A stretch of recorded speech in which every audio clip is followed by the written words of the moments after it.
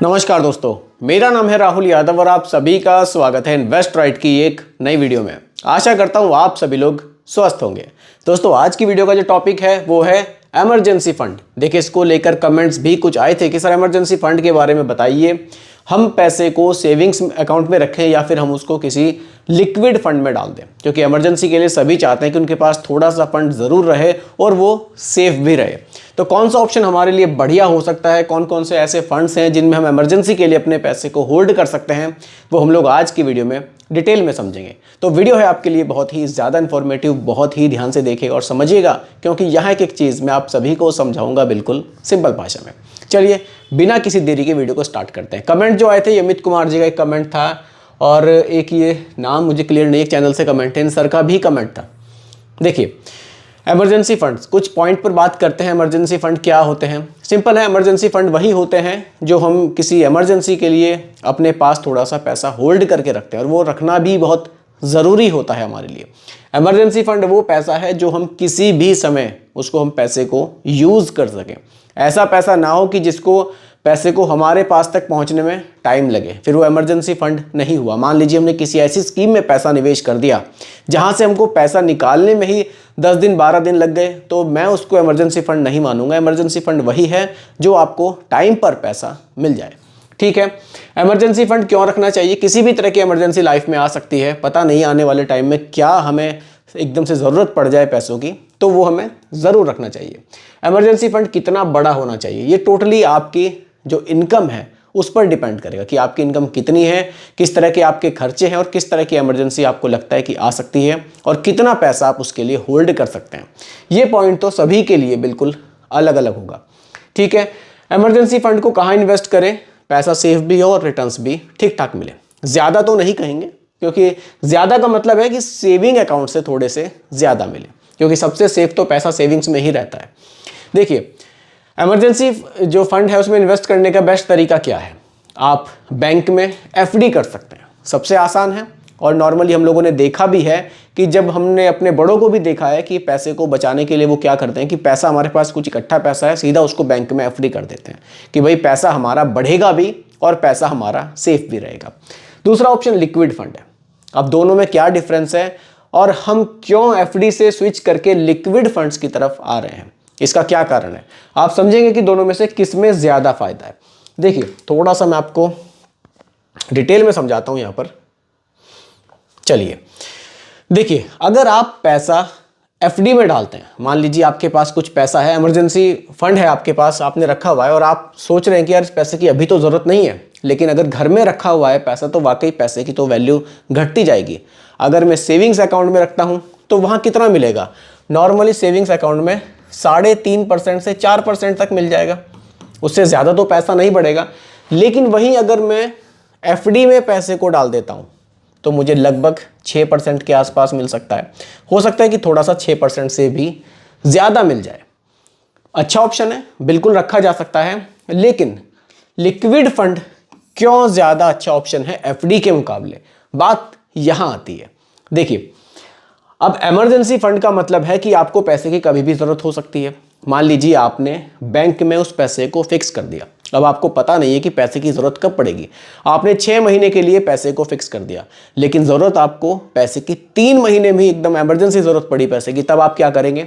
आप उसको एफडी को, जो आपने फिक्स डिपॉजिट किया है, उसको प्री मैच्योर करेंगे। उसमें आपको कुछ वहाँ पैसा आपको कट हो जाएगा, आपका कुछ पैसा, कुछ आपको वहाँ पेनल्टी देनी पड़ेगी। जो आप प्री मैच्योर पैसे को निकालेंगे तो वहां आपको पेनल्टी देनी पड़ सकती है। अब उस पेनल्टी की वजह से क्या होगा? जो आपको रिटर्न्स मिलने चाहिए थे वो वहां नहीं मिलेंगे। अगर आपका गोल फिक्स है कि आपको 1 साल से पहले या 2 साल से पहले पैसे की जरूरत ही नहीं है, तो एफडी अच्छा ऑप्शन है, कोई दिक्कत नहीं है। लेकिन अगर आपको ड्यूरेशन का आइडिया नहीं है कि मुझे हो सकता है कि 3 महीने में जरूरत पड़ जाए, हो सकता है कि 4 महीने में, 6 महीने में जरूरत पड़ जाए, तो लिक्विड फंड एक बढ़िया ऑप्शन है। क्योंकि यहां जब आप चाहें उस पैसे को निकाल सकते हैं, उस पैसे को आप विड्रॉल कर सकते हैं, कोई दिक्कत नहीं है। यहां किसी तरह की पेनल्टी आपसे चार्ज नहीं की जाती है, इसलिए ये ऑप्शन एफडी के मुकाबले ज्यादा अच्छा है। तो कुछ ऐसे लिक्विड फंड भी मैं आपको बताऊंगा जिसके रिटर्न्स मैं आपके सामने शो करूंगा। देखिए, लिक्विड फंड्स में निवेश करने का सीधा सीधा मतलब यह है कि आप सेविंग्स अकाउंट से ज़्यादा चाहते हैं। यहाँ हायर रिटर्न्स की बात हम नहीं करेंगे, हम यहाँ मैक्सिमम सेफ्टी की बात करेंगे। हमारा पैसा सेफ रहना ज़रूरी है। हम यहाँ ज़्यादा रिटर्न्स पर बात नहीं करेंगे। ज़्यादा रिटर्न्स लेने होंगे तो फिर तो म्यूचुअल फंड में बहुत सारे ऑप्शंस हैं। ठीक है, बात है यहाँ पर मेनली सेफ्टी की। तो इसी के लिए 2 या 3 फंड्स मैं आपको आज की वीडियो में शेयर करने वाला हूँ जिनके रिटर्न्स अच्छे हैं और सेफ्टी जिनमें मैक्सिमम है। देखिए, क्वांटम का है लिक्विड फंड। ठीक है, अगर यहां आप एक्सपेंस रेशियो देखेंगे तो केवल 0.15% का एक्सपेंस रेशियो आपसे चार्ज किया जाता है। वहीं अगर आप इसका फंड साइज देखेंगे तो 487 करोड़ रुपए का, इतना पैसा लोगों ने इस फंड में निवेश किया है। ठीक है, अब देखिए, अगर आप रिटर्न्स देखें, देखिए रिटर्न्स अगर आप पिछले 1 साल में देखेंगे तो 7% से ज़्यादा के रिटर्न्स हैं। रिटर्न्स भी कम नहीं, अगर आप 1 साल तक सेविंग अकाउंट में पैसे को रखेंगे तो 3.5 से 4% ही मिलेगा। उससे ज़्यादा रिटर्न्स के लिए बढ़िया ऑप्शन है, 1 साल में 7% के रिटर्न्स दिए हैं। वहीं अगर आप 5 साल में देखेंगे तो लगभग 5% के रिटर्न्स हैं, और अगर आप पिछले 10 साल में देखेंगे तो 5.9, लगभग 6% के रिटर्न्स यहाँ से मिले भी हैं। अब देखिए, अभी फिर वही बात निकल कर आती है, कुछ लोग कमेंट मुझे पता है ज़रूर करेंगे कि सर एफडी ज़्यादा अच्छी है, लेकिन मैंने आपको शुरू में ही कहा है एफडी में रिटर्न्स हो सकता है कि आपको यहाँ से थोड़े से हायर मिले। लेकिन आप इस चीज़ को समझिए कि अगर आपको एफडी, आपको पता नहीं है कि मुझे 3 महीने में पैसे की ज़रूरत है, 6 महीने में पैसे की ज़रूरत है, अगर आप एफडी को, फिक्स डिपॉजिट को, बीच में आपको पैसे की ज़रूरत पड़ गई, आप बीच में उसको विड्रॉल करेंगे तो पेनल्टी जो आपको पे करनी पड़ेगी ना, तब अगर आप रिटर्न्स की कैलकुलेशन करेंगे तो वो इससे कम हो जाएगा। इसीलिए अगर आपको नहीं है कंफर्म ड्यूरेशन कितनी है, आप कभी भी निकाल सकते हैं पैसा, कभी भी उसमें आप पैसे को और भी ऐड कर सकते हैं, तो लिक्विड फंड उस कंडीशन में ज़्यादा अच्छा ऑप्शन है। इस चीज़ को ध्यान से आप समझिएगा। अब देखिए, पैसे को निवेश कहाँ करते हैं, तो टोटली जो पैसा है हमारा डेट में ही निवेश होता है। ट्रेजरी बिल्स हो गए, हमारे सर्टिफिकेट ऑफ डिपॉजिट हो गए, इसी तरह के आप यहाँ देख सकते हैं टॉप डेट होल्डिंग्स आप देख सकते हैं। रिजर्व बैंक ऑफ इंडिया है, small industry development bank of India, Canara bank है। मतलब जो आपकी होल्डिंग्स है ना, या पूरा पैसा आपका सेफ्टी की तरफ है। रिटर्न्स आप कंपेयर नहीं कर सकते एक्टिवली मैनेज जो म्यूचुअल फंड्स होते हैं, लेकिन आपको यहाँ आपके पैसे पर रिस्क भी नहीं मिलता है। ये टोटली पैसा आपका पूरी तरह से सेफ रहता है। ठीक है, एक ऑप्शन ये हो गया। सेकेंड ऑप्शन की बात करूं, आदित्य बिरला सन लाइफ लिक्विड फंड। अगर यहाँ आप एक्सपेंस रेशियो देखेंगे उससे थोड़ा सा हायर है, 0.21% का है।